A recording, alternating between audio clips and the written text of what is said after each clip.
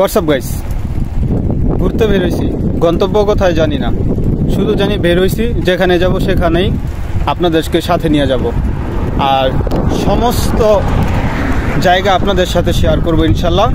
পাশে থাকবেন, পুরোটা ভিডিও দেখবেন। চলতে চলতে চলে আসলাম পাশে একটা গ্রামে। গ্রাম বলতে আমরা সবাই বুঝি সবুজ শ্যামল পরিবেশ আর ছোট একটা ঘর। তার কোনোটাই ব্যতিক্রম নেই এই জাপানের ছোট্ট একটা গ্রামে।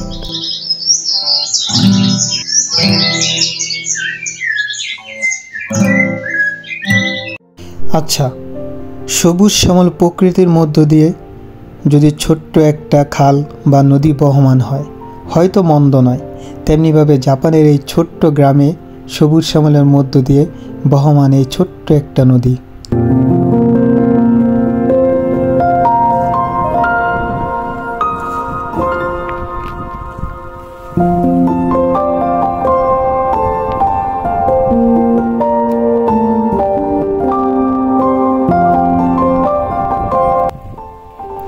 আর হ্যাঁ, এটা হলো এই গ্রামের ছোট্ট একটা ইবাদতখানা, যেটা আপনারা বলতে পারেন খ্রিস্টানদের গির্জা বা ইবাদতের একটা স্থান।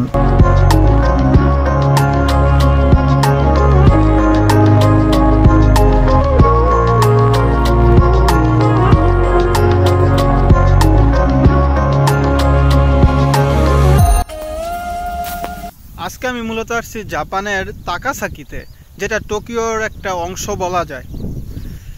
জাপান আসার পর মানুষ কেন বাংলাদেশকে মিস করে না? কারণ একটাই, বাংলাদেশের মতো জাপানেও আছে আপনার ফসলি জমি।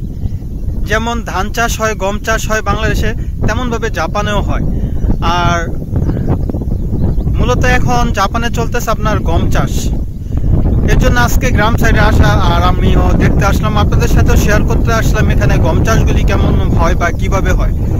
যদি আপনারা একটু ভালো করে দেখেন, আমার পিছনে সমস্ত জমি, বিঘায় বিঘায় জমি, সবকিছুই হচ্ছে গম চাষ।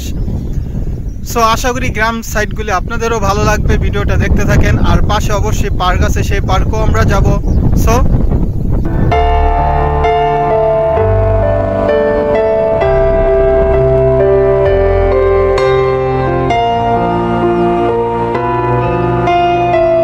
দেখতে দেখতে চলে আসছি এই গ্রামের বাচ্চাদের জন্য তৈরি করা ছোট্ট একটা পার্কের সামনে।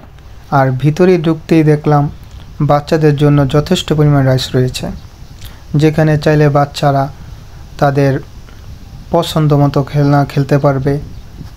প্লাস মানে শক্তি প্রয়োগের জন্য যেসব খেলা প্রয়োজন, প্রত্যেকটা খেলাই এখানে রয়েছে। স্লিপিং করা বা উপরে সিঁড়ি দিয়ে ওঠা বা মানে সব ধরনের খেলনা এখানে রয়েছে। আর হইলো প্রত্যেকটা পার্ক কিন্তু জাপানে উন্মুক্ত। যেই কোনো লোক চাইলে যে কোনো পার্কে সে তার মন মতো ঢুকতে পারবে এবং বাচ্চাদেরকে নিয়ে সে সময়টাকে বা টাইমটাকে সে এনজয় করতে পারবে এবং বাচ্চার সাথে সুন্দর মতো একটা টাইম লিড করতে পারবে। আর আমরা সচরাচর আমাদের দেশে দেখি যে এইসব খেলনার পাশাপাশি পাবলিক যে মানে টয়লেটগুলি থাকে, সেখানে ফি প্রয়োজন হয়, কিন্তু জাপানে এই জিনিসটা সম্পূর্ণই ফ্রি। দেখেন যথেষ্ট পরিমাণ সুন্দর ওয়াশরুম আছে, কিন্তু কোনো রকম ফি এখানে পরিশোধ করতে হয় না। জীবনে যত বেশি ভুল করবেন, যত ব্যর্থ হবেন, ততটাই শিখবেন আর সফলতা ততটাই হবে। আর এই কথা উপর ভিত্তি রেখে আজকে ভিডিওটা এই পর্যন্তই। দেখা হবে নতুন কোনো ভিডিওতে। ততদিন পাশে থাকবেন, ভালো থাকবেন। আসসালামু আলাইকুম।